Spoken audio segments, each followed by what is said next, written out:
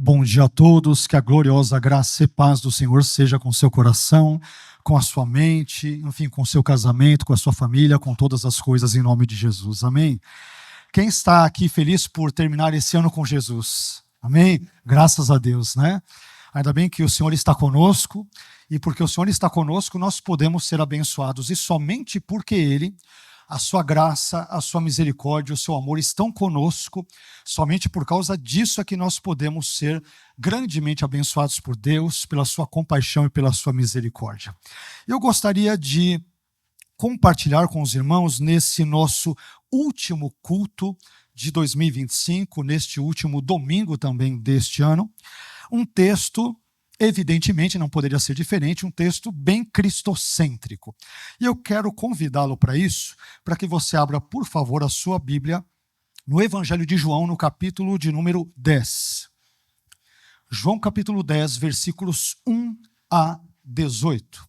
Hoje nós vamos falar sobre o tema que já deve ser sugerido, inclusive pelo cabeçalho da sua Bíblia, se não de todas, pelo menos de muitas Bíblias, que é Jesus, o bom pastor. Esse é o tema da nossa mensagem na manhã de hoje. Jesus, o bom pastor.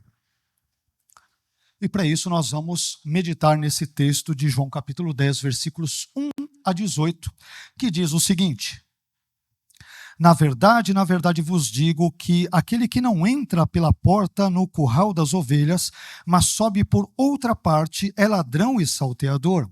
Aquele, porém, que entra pela porta é o pastor das ovelhas. A este o porteiro abre, e as ovelhas ouvem a sua voz, e chama pelo nome às suas ovelhas e as traz para fora. E quando tira para fora as suas ovelhas, vai adiante delas, e as ovelhas o seguem, porque conhecem a sua voz. Mas de modo algum seguirão o estranho. Antes fugirão dele, porque não conhecem a voz dos estranhos. Jesus disse-lhes esta parábola, mas eles não entenderam o que era que lhes dizia.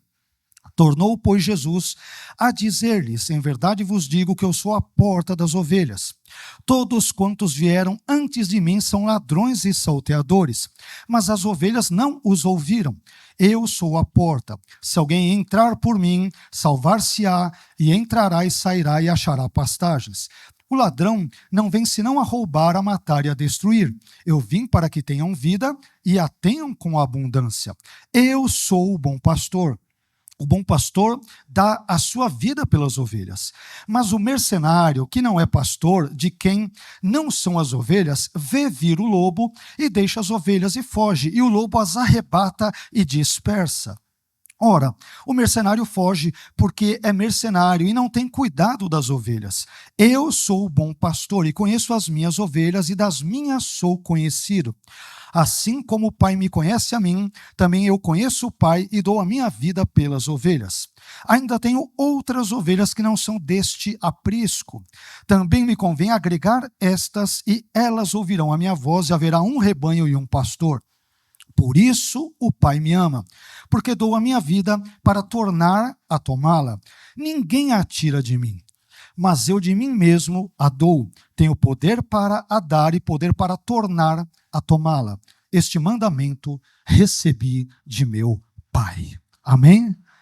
Vamos agradecer a Deus e vamos lhe pedir que fale conosco, porque se há uma coisa que nós cristãos precisamos, sem exceção, é sermos guiados pela voz de Deus, pela palavra de Deus, e não por imaginações, por devaneios, por elucubrações, pensamentos, ideologias e filosofias humanas ou mundanas. Nós precisamos ser guiados por Deus, pela sua palavra, pelo seu Espírito, e o meu desejo, e sem dúvida alguma, mais ainda o desejo de Deus, sem dúvida, é que nós sejamos guiados por Ele, pelo seu Espírito e pela sua palavra. Amém?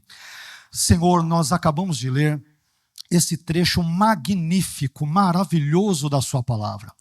E te agradecemos pelo privilégio que temos, primeiro, de acordarmos vivos na manhã deste dia, deste último domingo de 2025. Te agradeço por estar aqui vivo, com minha esposa, meus familiares, mas também com os meus irmãos e irmãs em Cristo, os meus amigos.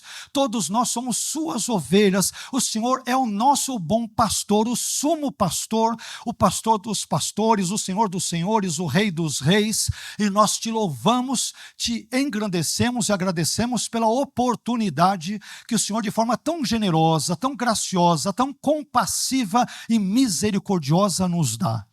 Senhor, te pedimos que o Senhor nos ajude a refletirmos sobre esse texto bíblico que lemos, a extrairmos as verdades, os ensinos, os pontos importantes. Evidentemente, toda a sua palavra é importante para a nossa vida. Por isso, Senhor, que o Senhor nos guie, abençoe o nosso pensamento, os nossos sentimentos. O Senhor conhece as nossas necessidades melhor do que nós mesmos.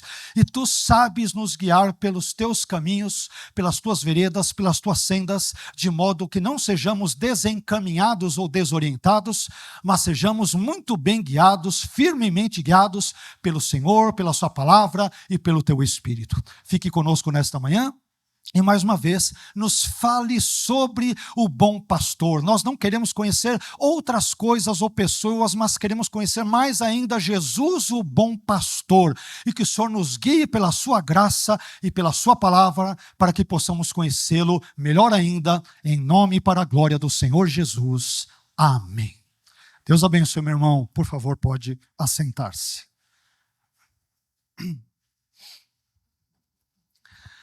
Antes de entrarmos no tema da nossa mensagem em si, propriamente dito, eu gostaria de compartilhar com os irmãos algumas brevíssimas informações de caráter introdutório sobre o Evangelho de João, a fim de que o nosso conhecimento desse texto, de forma específica e mais ampla, ele possa ser o melhor possível.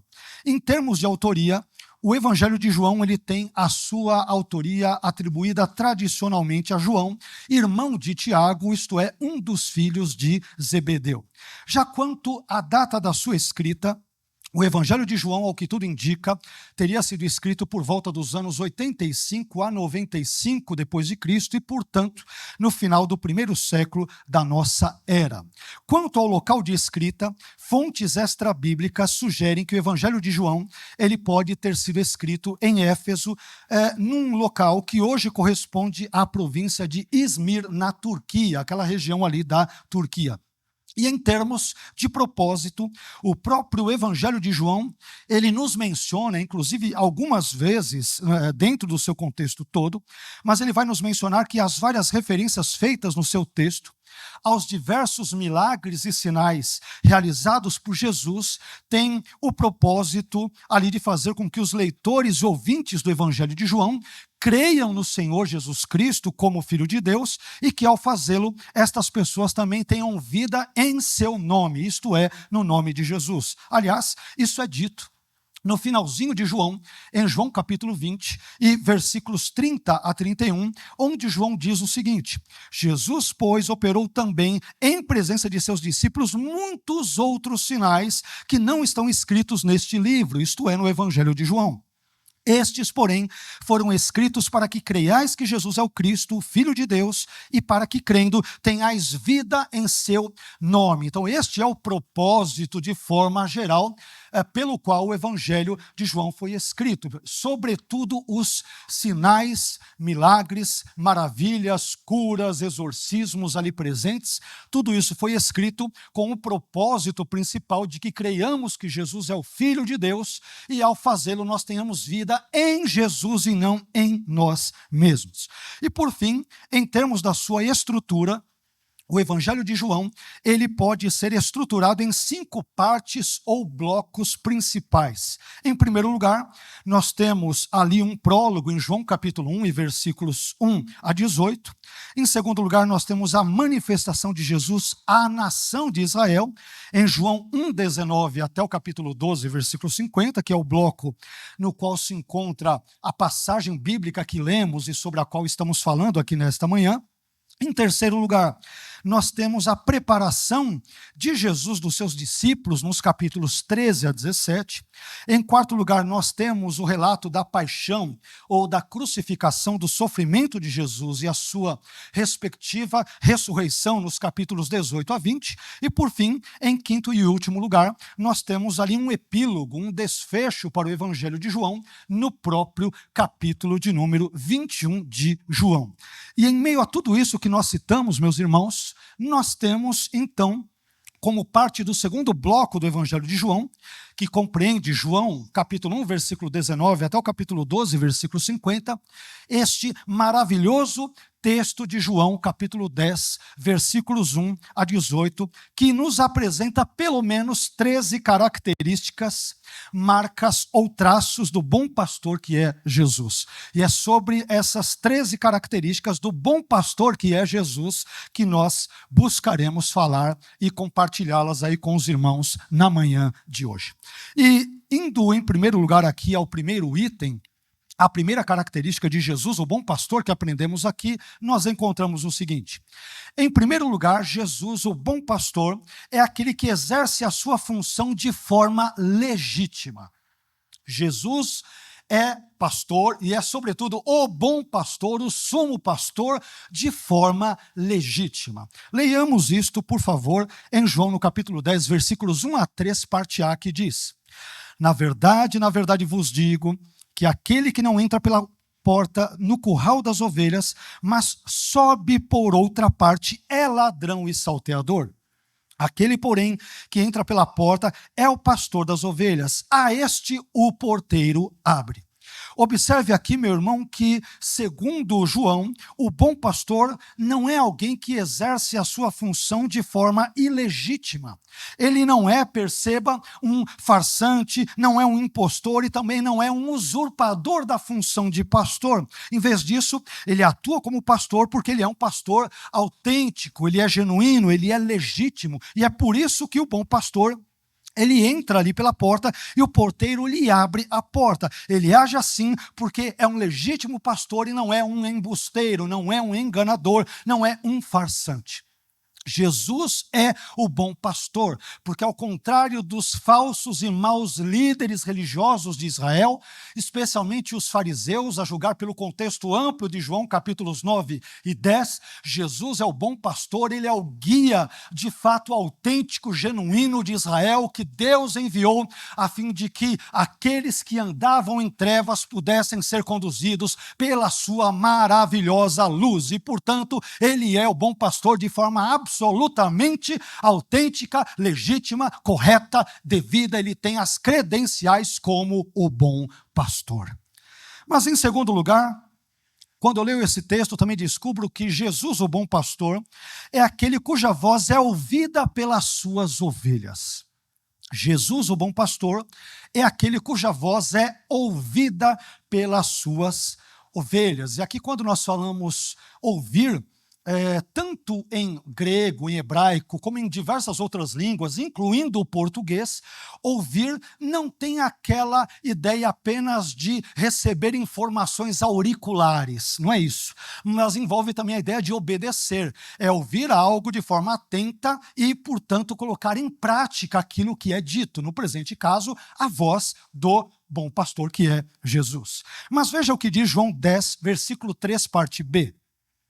E as ovelhas ouvem a sua voz. E as ovelhas ouvem a sua voz, ou seja, a voz de Jesus, o bom pastor. Meu irmão, você sabe como distinguir uma ovelha de Jesus de uma não ovelha de Jesus? E aqui, de acordo com esse texto, isso é absolutamente simples. A ovelha de Jesus, ela ouve a voz do seu pastor, ela tem prazer em ouvir a voz do seu pastor e ela obedece, como dissemos, a voz do seu pastor. E diante de um mundo em que existem tantas e tão dissonantes e divergentes vozes que clamam, cada uma delas, pela atenção das ovelhas de Jesus, a verdadeira ovelha de Jesus é aquela que se preocupa em ouvir, e não apenas em ouvir, mas também em obedecer à voz do seu sumo pastor, que é o Senhor Jesus. Esse é um ponto absolutamente importante, Porque muitas pessoas ouvem a voz de Jesus, mas querem negociar com aquilo que Jesus ensina. Jesus, o Senhor disse para renunciar a mim mesmo, mas espera aí, vamos dar um jeito nisso daqui, vamos reconsiderar esse ponto. O Senhor falou isso, mas essa palavra é muito dura. Vê se não dá para o Senhor dar uma amenizada, se não dá para dar uma aliviada. Mas as verdadeiras ovelhas do verdadeiro pastor, que é o sumo pastor, Jesus, não negociam com a voz de Jesus. Elas têm prazer em ouvir, em obedecer à voz, os ditames, os ensinos de Jesus, tal como estes lhes foram ensinados e entregues de forma geral. Mas isso faz nos avançar um pouco mais e descobrirmos que, em terceiro lugar, Jesus, o bom pastor, é aquele que conhece individualmente as suas ovelhas. Isso é muito interessante. Jesus não nos conhece como se fôssemos uma massa amorfa, desprovida de identidade. É a massa, é o povão de crentes. Não, ele nos conhece de forma particular, individual, pessoal, relacional. É assim que o Jesus da Bíblia, que é o bom pastor, nos conhece. Vejamos isso. João capítulo 10, versículo 3, parte C. E chama pelo nome as suas ovelhas. Perceba aqui, meu irmão, que as ovelhas de Jesus, o bom pastor, não lhe são desconhecidas, não lhe são estranhas. Jesus, o bom pastor, chama as suas ovelhas pelo nome, porque ele as conhece, e as conhece não superficialmente, mas as conhece profundamente. Jesus não trata as suas ovelhas, como nós dissemos, como uma massa amorfa e desprovida de identidade, sem identidade. Não, Jesus chama as suas ovelhas pelo nome porque as conhece profundamente e intimamente. E nós, ovelhas de Jesus, servimos a um pastor que nos conhece, que nos chama pelo nosso nome, que se relaciona conosco de fato e em verdade. Jesus está interessado na vida das suas ovelhas. O fato de conhecê-las e chamá-las pelo nome significa que ele se relaciona profundamente, intimamente, verdadeiramente, genuinamente. Nós servimos a um Jesus, o bom pastor, cada um de nós presentes aqui nesta manhã, a um Jesus que nos conhece no nosso íntimo. Meu irmão, Jesus conhece as suas dores, conhece os meus e os teus limites, conhece as nossas eventuais vitórias nele, conhece também, todavia, os nossos fracassos, os nossos altos e baixos, os nossos momentos escuros da alma, quando choramos, quando murmuramos, quando lamentamos, quando dói, quando o sofrimento vem e ninguém vê, mas nesse momento Jesus, o bom pastor, te olha, te vê, te assiste, nos enxerga, ele nos chama pelo nome porque ele se relaciona de fato e em verdade com cada uma das suas ovelhas. E portanto, se nós somos ovelhas de Jesus, nós não estamos soltos ao Deus dará nesse mundo, mas há um pastor que nos guia, que nos abençoa e que nos chama e nos conhece pelo nosso próprio nome individualmente. Isso faz-nos ainda avançar um pouco mais e, em quarto lugar, descobrirmos que Jesus, o bom pastor, é aquele que guia as suas ovelhas. Olha que coisa boa.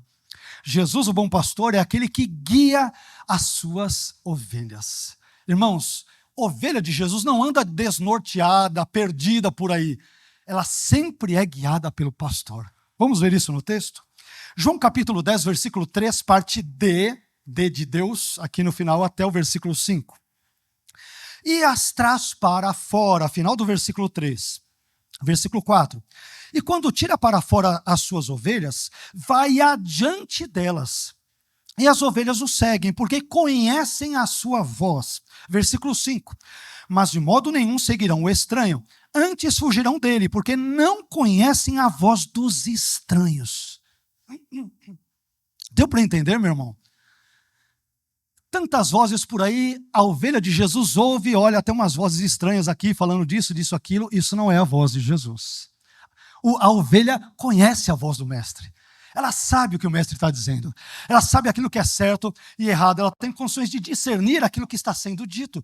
Porque não apenas o sumo pastor conhece as ovelhas, mas as ovelhas conhecem também o pastor e a voz do pastor.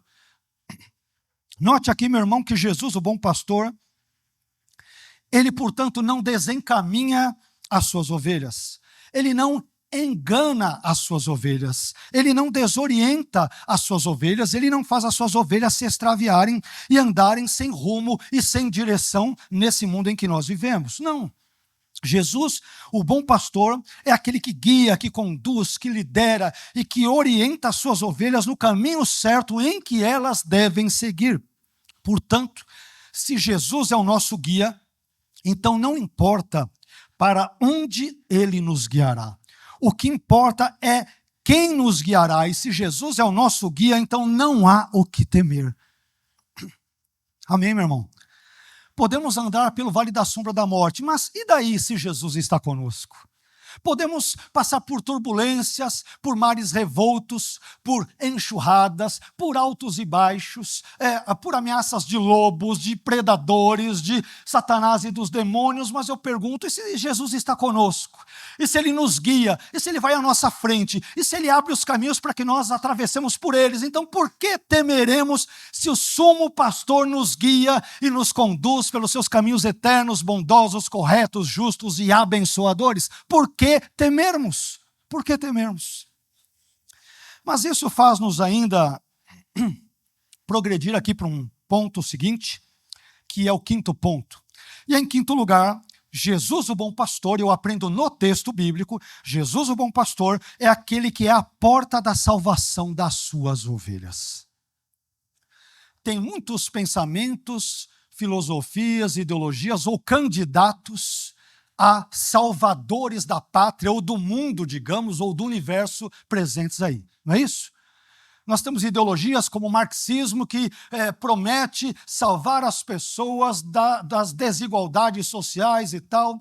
Temos governos que prometem salvar os contribuintes, os munícipes, os cidadãos e assim por diante.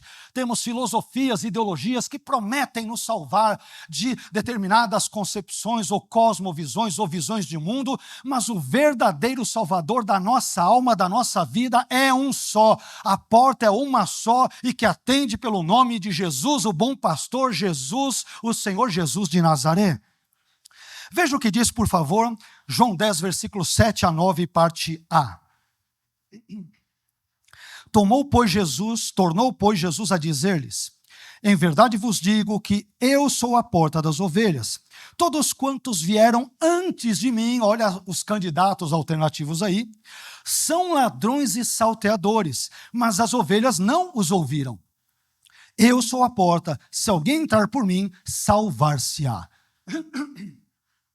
Perceba, meu irmão, que Jesus, o bom pastor, ele não apenas guia as suas ovelhas, mas as guia ao caminho da salvação.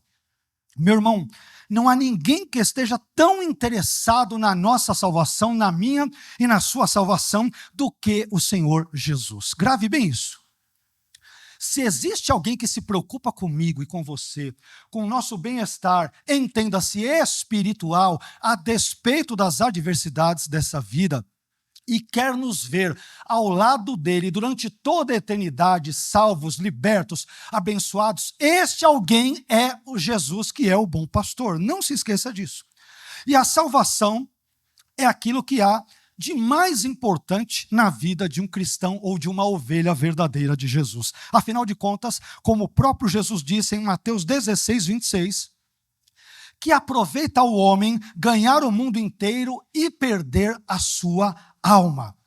Meu irmão, de que adianta sermos aplaudidos pelos homens, termos muito dinheiro, sermos bem-sucedidos profissionalmente, realizarmos as melhores viagens e termos os melhores amigos? De que adianta tudo isso se nós perdermos a nossa alma?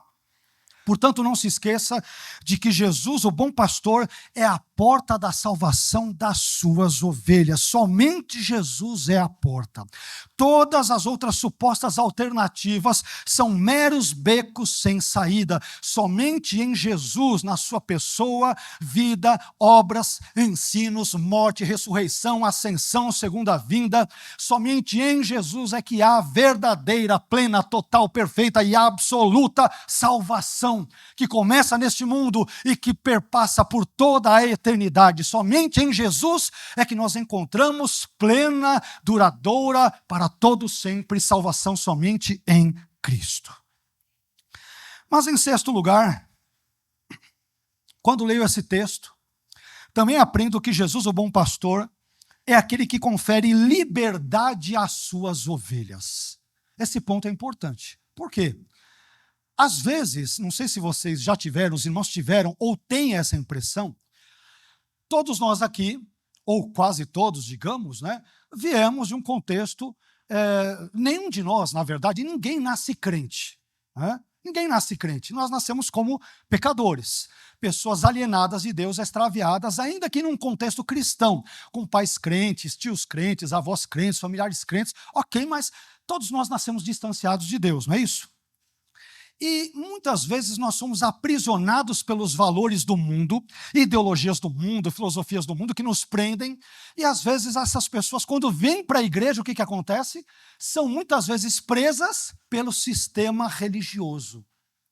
Saem de uma prisão do mundo, uma prisão externa, entram em uma igreja, usando aqui a igreja, claro, no sentido de um lugar de culto, embora eu saiba, evidentemente, que a igreja sejamos nós, o corpo de Cristo, as pessoas crentes em Jesus, eu sei disso, obviamente, mas às vezes essas pessoas chegam para a igreja, pensam, agora sim eu vou encontrar liberdade, e aí são manipuladas e presas e amarradas ideologicamente, manipuladas em todos os sentidos. Você fala, meu Deus, eu saí de uma prisão externa para uma prisão dentro da igreja, que história é essa? Mas em Jesus, meus irmãos, prestem bem atenção nisso, em Jesus e somente em Jesus há verdadeira liberdade. Vamos ver isso no texto? João capítulo 10, versículo 9, parte B. A gente viu que Jesus disse, eu sou a porta, se alguém entrar por mim, salvar-se-á. Mas veja o que diz a continuidade. João 10, versículo 9, parte B. E entrará e sairá. Então as ovelhas entram no aprisco e saem do aprisco. Elas entram e saem. Elas têm livre curso, livre acesso através de Jesus. Isso se chama liberdade.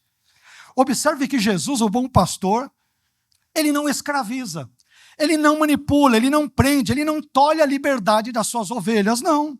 Em Cristo e somente em Cristo é que nós encontramos a verdadeira liberdade. Aliás, em Gálatas 5:1, o apóstolo Paulo nos dá uma ordem muito importante. Ele diz, estai, pois, firmes na liberdade com que Cristo nos libertou, e não torneis a meter-vos debaixo do jugo da servidão.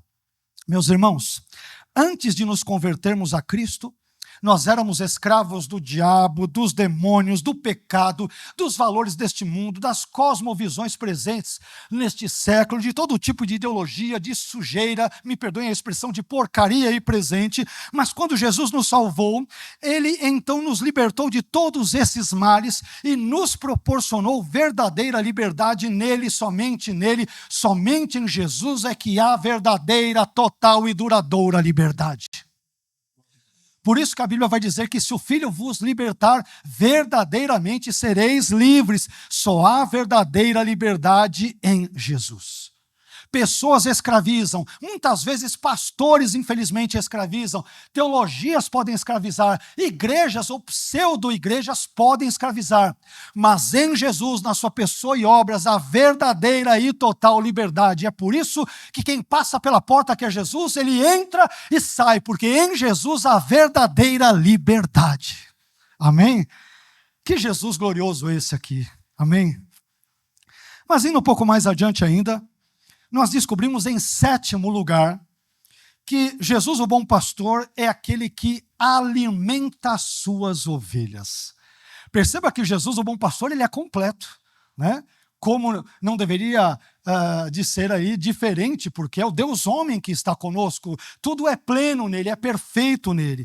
Então, em 7º lugar, Jesus, o bom pastor, é aquele que alimenta, que nutre as suas ovelhas. Veja o que diz João 10, versículo 9, parte C. E achará pastagens. E achará pastagens. Perceba que Jesus, o bom pastor, ele não é desleixado e ele também não é descuidado com as suas ovelhas. Em vez disso, Jesus cuida, e eu diria, cuida muito bem das suas ovelhas. Jesus tem cuidado de você? Amém? Você está bem aí, tem fé nele, tem esperança na vida eterna, tem sido abençoado, tem sido corrigido. Sabe por que isso acontece? Porque Jesus cuida e cuida muito bem, obrigado, vamos assim dizer, das suas ovelhas. Ele é cuidadoso. Portanto, as ovelhas de Jesus não são desnutridas e não passam fome, porque Jesus, o bom pastor, as alimenta e as nutre espiritualmente. Isto significa dizer, meus irmãos, que em Jesus nós encontramos pastagens. No ensino de Jesus nós encontramos farto alimento. Na pregação de Jesus nós encontramos provisão espiritual para a nossa alma. Enfim, na pessoa e obras de Jesus nós somos verdadeiramente alimentados e saciados. Somente em Jesus é que nós encontramos pastagens, alimento verdadeiro, espiritual, que nos nutre, que nos sustenta, que nos mantém em pé e que nos dá ânimo e condições para prosseguirmos na nossa jornada cristã. Somente Jesus, o bom pastor que nos alimenta, é que nos proporciona e nos provisiona todos esses tipos de bênçãos para a sua glória e para o seu louvor. Mas em oitavo lugar, quando leio João 10, versículos 1 a 18, também aprendo que Jesus, o bom pastor, é aquele que é o doador da vida abundante para as suas ovelhas. Jesus não apenas dá vida para as suas ovelhas, mas a vida que ele dá é vida abundante, é vida para valer, não é vida de mentirinha, não é uma sobrevida, não é uma sobrevivência, mas é vida e vida mesmo. Vamos ver isso no famoso e, por vezes, mal compreendido versículo de João 10, 10. Veja o que diz João 10, 10. O ladrão não vem senão a roubar, a matar e a destruir. Eu vim para que tenham vida e a tenham com abundância. Olha que bom pastor maravilhoso que nós temos. Aqui, antes de qualquer coisa, nós temos que fazer um brevíssimo esclarecimento. Muitos cristãos entendem equivocadamente, erroneamente, que o ladrão citado aqui em João 10, 10 seja o diabo. Porém, se analisarmos o contexto mais amplo, tanto do capítulo 10 de João, quanto também o capítulo 9, que faz parte do contexto mais amplo, e que narra ali, no caso do capítulo 9, que narra a cura de um cego de nascença, nós descobriremos que o ladrão aqui de João 10, 10, ele tem como seu referente os maus líderes religiosos de Israel, e em especial os fariseus, e não o diabo. Se lermos com atenção, de forma minimamente atenta, perceberemos, à luz do capítulo 9, que é a complementação, a continuidade, ou tem como a sua continuidade o capítulo 10, nós veremos que o ladrão, que é chamado também de ladrões no contexto de João 10, não é o diabo, mas são os maus líderes religiosos de Israel, em especial os fariseus nesse contexto. Aliás, das 16 ocorrências do termo grego kleptes, ou seja, ladrão no Novo Testamento, nenhuma delas é usada para se referir ao diabo. Pode procurar. A palavra kleptes, não o verbo, tem o verbo também, estou me referindo só ao substantivo. O substantivo ladrão em grego, tanto no singular quanto no plural, no caso do singular é kleptes, de onde vem kleptomaníaco, que tem a mania de roubar. Esse substantivo aparece 16 vezes no Novo Testamento. Em nenhuma vez ele é associado ao diabo. Mas tendo dito isso, é importante esclarecer o seguinte, que embora seja verdade que o diabo rouba, mata e destrói, isso é verdade, contudo não é verdade que João 10, 10 esteja se referindo ao diabo. Ok? É esse tipo de raciocínio que a gente tem que ter em mente. João 10, 10 fala objetivamente falando do diabo? Não. Fala dos maus líderes de Israel. Não se esqueça, a gente acabou de ler João capítulo 10, versículo 1 em diante, que Jesus está contrastando ele com outras alternativas de salvação para as pessoas naquela época. Vocês se lembram? Nós lemos, ele diz, olha, aqueles que vieram antes de mim são ladrões e salteadores. Jesus usa inclusive o termo ali no início no plural, dando a entender que não é um único ladrão. São ladrões, são várias pessoas. E na continuidade de João 10, lembrando que a Bíblia nos seus autógrafos, nos seus manuscritos originais, não tem capítulos e versículos, então João 10 é uma continuidade de todo o argumento de João 9, que envolve a cura do cego. E ali, quando você lê João 10, à luz de João 9, você percebe que os fariseus, eles criaram uma série de obstáculos para a vida daquele homem que era cego e fora curado. Então é diante de todo esse desenvolvimento argumentativo que aqui nós encontramos em João 10:10 a ideia de que o ladrão, uma referência aos falsos líderes em geral, não vem senão para roubar, matar e destruir, para desencaminhar as ovelhas. Tanto é que o cego, que se torna cego e é curado em João 9, ele é expulso da sinagoga. Então é disso que Jesus está falando. Ele diz, eu não sou como eles. Eu não sou um falso líder, eu não sou um falso pastor, não. Eu sou o bom e o verdadeiro pastor. E eu vim para que vocês tenham vida e vida abundante. Eu não sou como esses falsos líderes religiosos de Israel, a exemplo dos fariseus. Amém? Então esse é um ponto aqui muito importante. Mas além disso, João 10:10, parte B, nos ensina que Jesus, o bom pastor, menciona um dos propósitos da vinda dele a esse mundo. E qual é esse propósito? João 10:10, parte B diz, eu vim para que tenham vida e vida com abundância. E aqui, meu irmão, a vida abundante que Jesus promete às suas ovelhas não tem nada a ver com riquezas terrenas, é importante esclarecer. Não tem nada a ver com bitcoins, com iates, com viagens, com diversão, com entretenimento, com sexo, com mansões, com joias, com dólares e assim por diante. Não. Aqui, a vida abundante tem a ver com uma vida de fé em Jesus, tem a ver com uma vida transformada, tem a ver com uma vida repleta da presença de Deus e tem a ver, em última análise, com a vida eterna, que é o auge, é o apogeu, é o clímax dessa vida abundante que há somente em Jesus e através do Senhor Jesus, que é o nosso bom pastor. Somente em Jesus a vida abundante. Amém? Somente em Jesus. E é interessante que as pessoas buscam vida abundante por meio de farras, por meio de entretenimentos, por meio de danceterias, por meio de baladas, por meio de muito sexo, por meio de uma alegria passageira, uma suposta alegria, mas a verdadeira vida abundante encontra-se em uma única pessoa, que é Jesus, o bom pastor. Então, meu irmão, se você quiser ter vida abundante, você precisa de Jesus. Você precisa seguir a Jesus, você precisa ouvir a voz de Jesus, você precisa acompanhar Jesus, você precisa adorar a Jesus, você precisa ser salvo por meio do Senhor Jesus. Mas isto faz nos encaminhar um pouco mais, e eu aprendo em nono lugar, que Jesus, o bom pastor, em nono lugar, é aquele que dá a vida pelas suas ovelhas. Perceba que Jesus ele é bem diferente, mas bem diferente dos supostos líderes abençoadores de Israel. Ele dá a vida pelas ovelhas. Jesus não arranca o couro das ovelhas. Ele não quer tosar as ovelhas, tosquiá-las e arrancar até o osso, comer a carne das ovelhas e detoná-las e acabar com elas. Não, Jesus é aquele que ama tanto as ovelhas que o auge desse amor se traduz no sacrifício. Ele ama tanto que ele dá a vida pelas ovelhas a quem ele ama. Vamos ver isso? João capítulo 10, versículos 11 a 13. Veja que texto lindo.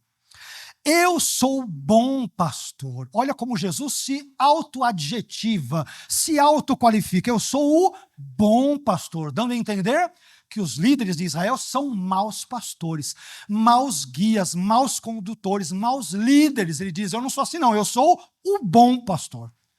E aqui está com o artigo definido, inclusive em grego. Eu sou o bom pastor. E o que faz o bom pastor? O bom pastor dá a sua vida pelas ovelhas.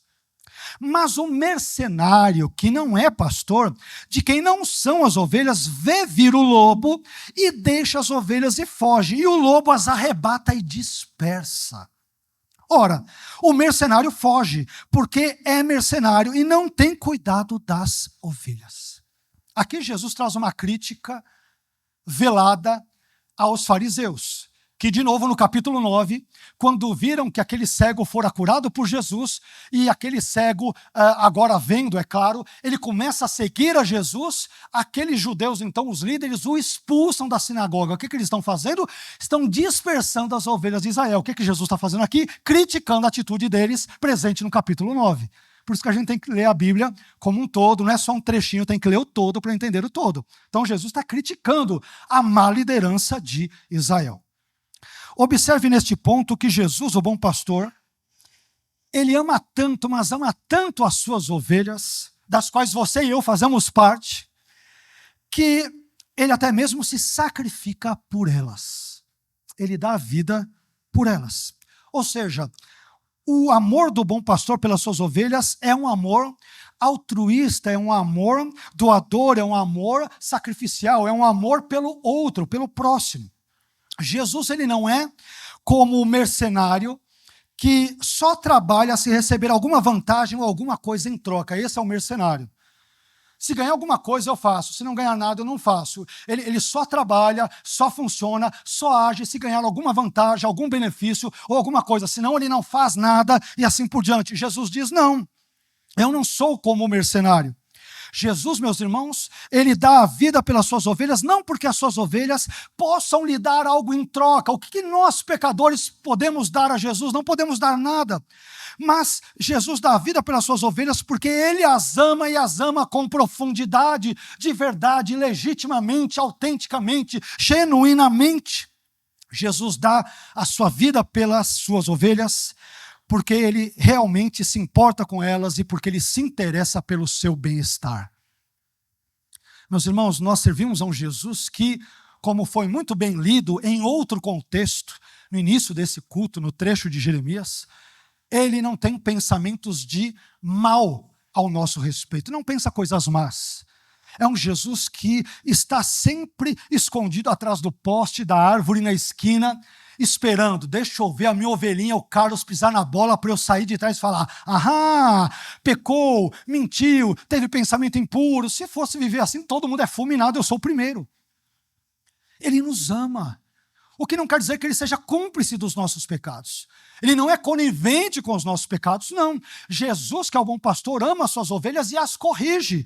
Mas ele as ama de forma tão verdadeira que ele entrega a sua vida como demonstração profunda, eloquente, gloriosa, amorosa deste amor e dessa compaixão verdadeiros pelas suas ovelhas. Esse é o Jesus a quem nós servimos e é sobre isto que a ceia fala. Sobre o bom pastor que ama as suas ovelhas ao ponto de morrer por elas, que é o que Jesus fez por nós na cruz do Calvário. Mas continuando o texto, eu separei aqui 13 pontos, é um pouco longo aqui, mas eu estou sendo bem breve em cada um dos comentários para não sermos aí tão cansativos para os irmãos. Mas eu aprendo em 10º lugar que Jesus, o bom pastor, é aquele que estabelece um relacionamento de conhecimento mútuo com as suas ovelhas. Jesus, o bom pastor, é aquele que estabelece um relacionamento de conhecimento mútuo com as suas ovelhas. Veja o que diz João 10,14. João 10,14. Eu sou o bom pastor, Jesus repete, e conheço as minhas ovelhas, e das minhas sou conhecido. Perceba que não somente Jesus conhece as suas ovelhas, como já dissemos antes, mas as suas ovelhas também o conhecem. É claro, devemos aqui colocar uma nota de rodapé na nossa fala, é claro que o conhecimento que Jesus tem das suas ovelhas é um conhecimento pleno, amplo e perfeito, todo abrangente. Enquanto que o conhecimento que as suas ovelhas têm dele é um conhecimento limitado e imperfeito. É claro, o conhecimento que nós temos de Jesus, só o temos porque Deus se nos revelou na pessoa do seu Filho, por exemplo, por meio das Escrituras. Caso contrário, nós não teríamos esse conhecimento. Então temos porque Deus veio até nós, e não porque nós fomos até Ele. Mas ainda assim, meu irmão, esse conhecimento mútuo entre Jesus e as suas ovelhas é um conhecimento profundo. Portanto, as verdadeiras ovelhas de Jesus jamais irão atribuir a ele, a Jesus, uma atitude, um comportamento, um ensino ou qualquer traço defeituoso. porque esses tipos de situações não são condizentes com a natureza bondosa, justa, perfeita, pura e santa de Jesus. Esses dias, um sujeito na internet quis provar por A mais B que Jesus pecou. Não, Jesus pecou porque João Batista estava batizando as pessoas ali e estas eram batizadas confessando os seus pecados. É verdade, o pecador confessa o seu pecado, mas Jesus não tem pecado para confessar. Tanto é que o texto vai dizer que ele saiu logo da água. Jesus não se demorou ali na água, porque ele não tinha nenhum pecado para confessar, a não ser que ele confessasse os meus e os teus pecados. Os dele mesmo ele não tinha. Não tinha. Então, meu irmão, a ovelha verdadeira de Jesus sabe quem Jesus é. E ela nunca vai atribuir defeito, falha, engodo, malícia, manipulação, o que quer que seja a pessoa e obras benditas de Jesus, porque a ovelha conhece o seu sumo pastor. Eu posso ser pecador, mas eu sirvo a um Jesus que é santo. Eu posso ser limitado, mas sirvo a um Jesus que é o meu bom pastor, que é infinito. Eu posso ter todas as minhas falhas, mas sirvo a um Jesus que é perfeito. Ele é absolutamente perfeito. Eu sei quem Ele é. Ele sabe perfeitamente quem eu sou, mas apesar dos meus conhecimentos limitados, eu sei que Ele é santo, é justo, é bondoso, é amoroso, e Ele se sacrificou por mim na cruz do Calvário, e eu amo a esse Jesus. Isto faz-nos avançar ainda um pouco mais, caminhando quase para o final. E aí nós podemos aprender, em 11º lugar, que Jesus, o bom pastor, é aquele que também possui um relacionamento de conhecimento mútuo com o Pai Celestial. Jesus não apenas conhece as suas ovelhas e delas é conhecido, em menor grau pelas ovelhas, ele conhece elas perfeitamente, é claro, mas esse tema do conhecimento, ele é trabalhado de novo aqui pelo próprio Jesus. Ele diz, eu também conheço bem o Pai e o Pai me conhece. Vamos ver isso no texto? João capítulo 10, versículo 15, parte A. Assim como o Pai me conhece a mim, também eu conheço o Pai. Aqui, Jesus, na sua fala, ele dá continuidade ao tema do conhecimento, sobre o qual ele já falou anteriormente, nós citamos. Mas desta vez, Jesus fala sobre o conhecimento que ele tem do Pai e que o Pai, por sua vez, tem dele. Um conhecimento mútuo entre Deus Filho e Deus Pai. E esse tema do conhecimento íntimo que o Filho tem do Pai e o Pai do Filho, ele se repete em outros lugares do Novo Testamento. Como, por exemplo, em Mateus 11, 27, quando Jesus diz o seguinte: todas as coisas me foram entregues por meu Pai, e ninguém conhece o Filho senão o Pai, e ninguém conhece o Pai senão o Filho e aquele a quem o Filho o quiser revelar. Perceba que ninguém conhece profundamente o Filho senão o Pai, e o Pai também segundo o conhecimento do Filho, e aquele que conhece o Pai só conhece porque o Filho revelou o Pai para aquela pessoa. Isso é maravilhoso, porque se você e eu conhecemos o Pai, ainda que parcamente, ainda que limitadamente, ainda que imperfeitamente, nós só conhecemos porque Jesus, o bom pastor, guiou-nos até o Pai, nos conduziu até o Pai e nos revelou o Pai. É por isso que nós conhecemos o Pai através do Filho. Ninguém consegue ver o Pai se não for por meio do Filho. Portanto, meu irmão, esse conhecimento profundo e mútuo que o Filho e o Pai têm um do outro entre si, nos ensinam, entre outras coisas, que o Filho conhece os planos, propósitos, intenções e vontade do Pai com relação a todas as coisas, absolutamente todas as coisas. E com base nisso é que o Filho, isto é, Jesus, vive a sua vida, ou seja, em consonância com a vontade do Pai, vontade esta que é boa, agradável e perfeita, conforme Romanos capítulo 12 e versículo 2. Então, o conhecimento do Filho para com o Pai e vice-versa, é um conhecimento pleno, perfeito e absoluto. Mas isto faz-nos chegar aqui em penúltimo lugar, caminhando quase para o final, e aqui nós descobrimos em 12º e penúltimo lugar, que Jesus, o bom pastor, é aquele cuja tarefa de reunir e liderar as suas ovelhas continua em andamento. Jesus, como o bom pastor, é aquele cuja tarefa de reunir e liderar as suas ovelhas continua em andamento. Jesus não escolheu 12 discípulos ali, judeus, e parou com aquilo, e entregou a igreja, e os discípulos dele, e os seguidores dele à própria sorte. Não, isso continua a agir ao longo da história. Vamos ver isso no texto? João 10,16. Ainda tenho outras ovelhas que não são deste aprisco. Talvez se referindo a um contexto judaico, ou ao aprisco judaico, visto que os primeiros seguidores de Jesus são judeus. É uma hipótese interpretativa aqui. Ainda tenho outras ovelhas que não são deste aprisco. Também me convém agregar estas, talvez se referindo aos gentios, que se tornaria também seus seguidores ao longo dos tempos. E elas, ou seja, as ovelhas gentílicas, digamos, ouvirão a minha voz, e haverá um rebanho e um pastor. É como se Jesus dissesse, no início aqui do meu ministério, eu tenho seguidores mais judeus, mas vai chegar um momento em que judeus e gentios, crentes, os dois não estarão divididos, mas formarão um único rebanho, e eu, Jesus, serei o único pastor deles. Olha que coisa gloriosa. Esse versículo é muito interessante, porque ele nos revela que o número das ovelhas de Jesus, como dissemos, não está limitado ao grupo de seguidores judeus de Jesus do primeiro século, mas é um número que é muito mais amplo do que isso.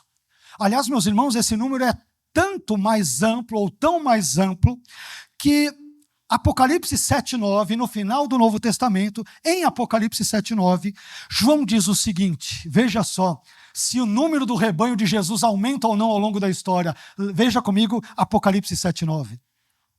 Depois destas coisas olhei, e eis aqui uma multidão, a qual ninguém podia contar, de todas as nações e tribos e povos e línguas que estavam diante do trono e perante o Cordeiro, trajando vestes brancas e com palmas nas suas mãos. Ou seja, o número de ovelhas de Jesus, que extrapolam o aprisco judaico e que também compreende o aprisco gentílico, é um número muito grande, incomparavelmente grande, inumeravelmente grande. E um dia, meus irmãos, todas essas ovelhas, judaicas e ou gentílicas, estarão diante do trono e do Cordeiro, adorando a Deus por toda a eternidade. Às vezes nós podemos pensar erroneamente que a igreja capenga aqui e ali, se frustra aqui e ali, tem problemas aqui e ali, e tem, mas no final da história, o número do rebanho de Jesus, composto tanto de judeus quanto de gentios, aumentará, a despeito da perseguição, dos martírios, das mortes, dos problemas, dos maus testemunhos que infelizmente existem, mas no final da história, a multidão de ovelhas de Jesus entre judeus e gentios será incomparavelmente grande, e todos nós juntos, ovelhas judias ou gentílicas, estaremos adorando a Jesus e ao Cordeiro para todos sempre, durante toda a eternidade, pelos séculos dos séculos. Amém. Por fim, meu irmão, aqui Jesus nos deixou, não eu, mas Jesus nos deixou, a cereja do bolo aqui para o final. Deus é maravilhoso, né? Quer dizer, com Jesus tudo é cereja do bolo, né? Com Jesus o início é bom, o desenvolvimento é bom, o final é bom. Com Jesus tudo é absolutamente bom. Ele é o bom pastor. Então, tudo só poderia ser bom. Mas acompanhe comigo que, por fim, em 13º e último lugar, Jesus, o bom pastor, é aquele que entrega a sua vida voluntariamente e é aquele que a retoma poderosamente. Ele dá a vida de forma voluntária e ele a readquire ou a retoma de forma poderosa. E aí tem aqueles textos que eu já citei para os irmãos em outros cultos, e aqui eu sou suspeito para falar porque é um dos textos, dos meus textos prediletos da Bíblia, e é um texto que eu sempre tenho que tomar cuidado para não me emocionar, para continuar a pregar, senão eu fico chorando e não prego. Mas é João capítulo 10, versículos 17 e 18. Meus irmãos, como eu amo esses versículos, né? A Bíblia toda, é clara, mas Pense em 2 versículos que falam profundamente ao meu coração. É João 10, versículos 17 e 18. Que diz, veja o que Jesus diz. Por isso o Pai me ama, porque dou a minha vida para tornar a tomá-la, ressurreição. Olha só, você tem crucificação e ressurreição no único versículo, que tem a ver com a ceia. Ninguém a tira de mim, mas eu de mim mesmo a dou. Tenho poder para a dar e poder para tornar a tomá-la. Esse mandamento eu recebi de meu Pai. Que texto lindo! Esses versículos, meus irmãos, que a meu ver, como eu disse, estão entre os versículos mais belos, mais lindos, mais gloriosos das Escrituras, nos ensinam da perspectiva divina quem realmente foi o responsável por entregar Jesus à morte na cruz. E segundo o testemunho do próprio Jesus, segundo o depoimento do próprio Jesus, em João 10, versículos 17 e 18, quem o entregou à crucificação não foi Anás, não foi Caifás, não foi Herodes, não foi Judas Iscariotes, não foi Pôncio Pilatos, não foi Satanás, não foram os demônios, não foram os soldados romanos, não foram as legiões romanas, não foi César e também não foram as autoridades judaicas. Mas foi o próprio Jesus quem decidiu voluntariamente morrer na cruz em nosso lugar, pelos meus e pelos teus pecados. É por isso que ele diz, ninguém tira a minha vida de mim, eu de mim mesmo a dou. Porque de uma perspectiva horizontal, não de uma perspectiva vertical, mas de uma perspectiva horizontal, nós somos propensos a pensar. E não é que isso esteja errado, mas esta é uma verdade, digamos que da perspectiva horizontal. Da perspectiva vertical a coisa é outra. Da perspectiva horizontal, nós pensamos, não, quem entregou Jesus à cruz foi Judas. Quem acabou com ele foi Pôncio Pilatos. Não foi Herodes. Não foram os legionários romanos. Não foram aqueles legionários que colocaram a coroa de espinhos na sua cabeça, aqueles pregos nas suas mãos e nos seus pés, aquela lança no seu tórax. Foram eles que mataram a Jesus. Mas da perspectiva vertical, não foi nenhum homem que tirou a vida de Jesus, mas ele mesmo que a entregou. Ele diz, eu de mim mesmo a dou, ninguém a tira de mim. É como se Jesus dissesse, se eu não quisesse morrer, eu não teria morrido. Se eu não quisesse, eu não teria feito nada disso. Mas por que ele faz isso? Porque ele é bom pastor, e o bom pastor dá a sua vida pelas suas ovelhas. O bom pastor dá a vida pelas suas ovelhas, e ele dá voluntariamente. Ninguém a tira de mim, mas eu de mim mesmo a dou. Mas não apenas isso. Jesus também diz que tem o poder para retomar a sua vida, fazendo referência, evidentemente, à sua ressurreição, que se daria no 3º dia após a sua morte na cruz. Meus irmãos, Jesus, o bom pastor, não morreu na cruz pelos nossos pecados, porque ele foi coagido, porque ele foi obrigado, porque ele foi forçado a isso. Não. Jesus morreu em nosso lugar porque ele quis, ou seja, ele fez isso voluntariamente. Mas por que ele agiu assim? Ele agiu assim porque nos amava, porque nos ama e porque sempre nos amará. Sempre nos amará. Enfim, eu gostaria de concluir essa mensagem dizendo que Jesus, nesse texto que lemos de João 10, versículos 1 a 18, se identifica como o bom pastor.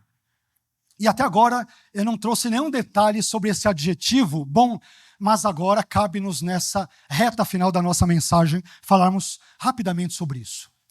Aqui o adjetivo grego que Jesus usa para se qualificar como bom é o adjetivo grego kalos, que além de significar bom, kalos em grego também significa excelente, formoso, admirável, nobre, digno, precioso, competente.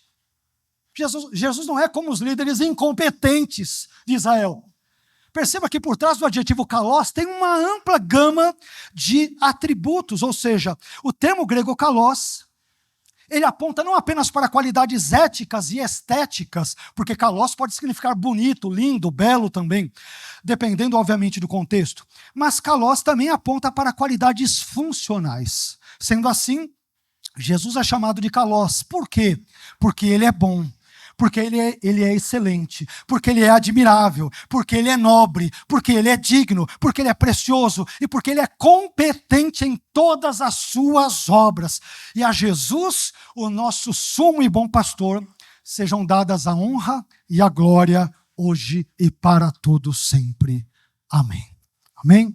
Espero que essa palavra tenha abençoado a sua vida e que Deus a use para que você e eu, ovelhas do pastoreio do Senhor Jesus, que é o nosso sumo e bom pastor, que Deus use essa palavra para que nós terminemos este ano e comecemos o próximo, que já se avizinha, com fé, com esperança, com alegria no coração.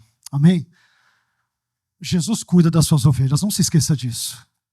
Nós podemos nos extraviar, porque a ovelha é um bicho engraçado, né? Anda por onde não deve andar, cai em barrancos onde não deveria estar, flerta com o pecado ou com lugares escorregadios, barrentos. E aqui eu uso uma metáfora para o pecado. A ovelha gosta de coisas ruins que sujam, que emporcalham. Mas sabe por que a condição das ovelhas não piora? Porque o bom pastor as lidera, as guia, as leva a pastos verdejantes e cuida de suas vidas de forma geral. Meus irmãos, sabe por que chegamos até o término de 2025? Não é por nossa causa. Nós chegamos até aqui porque Jesus nos sustentou. Ele nos guiou. Ele nos alimentou. Ele nos liderou. Ele disse, saia daí, ovelhinha, sai daí, vai para lá. É porque Ele nos guiou. É que hoje nós estamos aqui nessa manhã. Amém? E eu louvo a Jesus por isso. Porque se deixado a mim mesmo, estaria muito possivelmente perdido, sem dúvida alguma perdido. Mas porque Jesus cuida de mim e cuida de você também, é que nós nos reunimos para celebrá-lo nesse nosso culto de ceia nessa manhã. Amém? Vamos ficar em pé?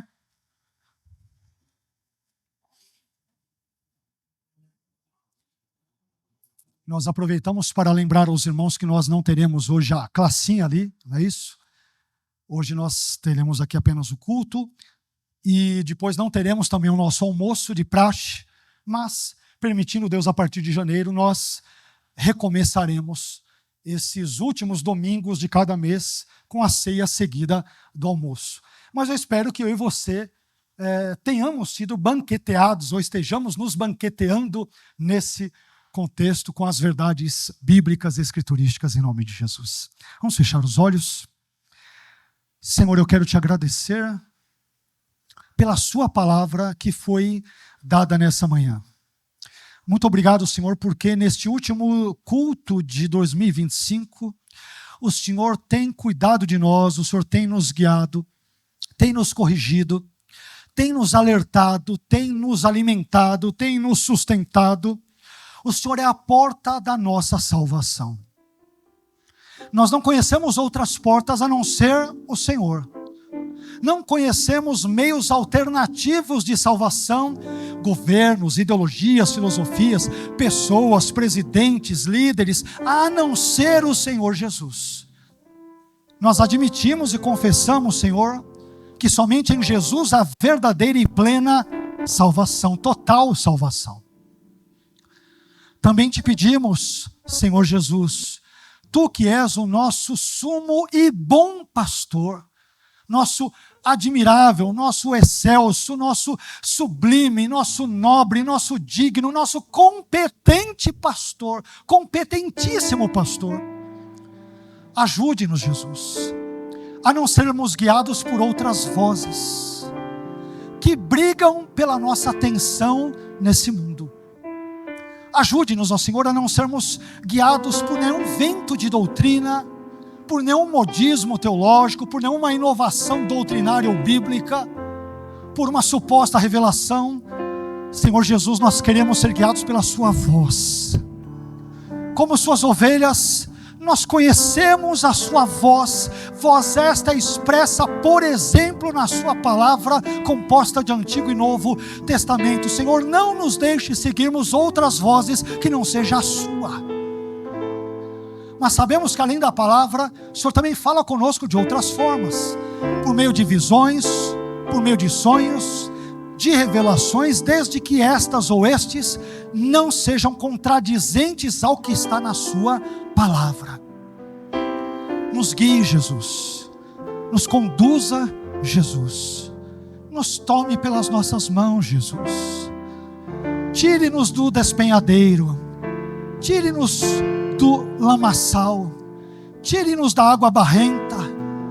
Ajude-nos, enquanto ovelhas suas, a não andarmos por caminhos tortuosos, que não sejam os caminhos limpos, santos e retos do bom pastor. Ajude-nos, Senhor. Esteja conosco. Nós precisamos de Ti. Ah, como precisamos de Ti, Senhor. O Senhor não precisa de nós, mas nós precisamos profunda e totalmente de Ti. Cuide de nós, Senhor. Continue a nos cuidar, a nos alimentar, a nos guiar. Não fique em silêncio, fale, porque nós precisamos ouvir a sua voz, precisamos ser guiados por ela, Senhor. Obrigado por nos chamar pelo nome, Senhor. Obrigado por tratar de cada um de nós individualmente. Como é bom sermos suas ovelhas. Ser ovelhas, ainda que pecadoras, de um pastor tão santo, tão justo, tão perfeitamente bondoso.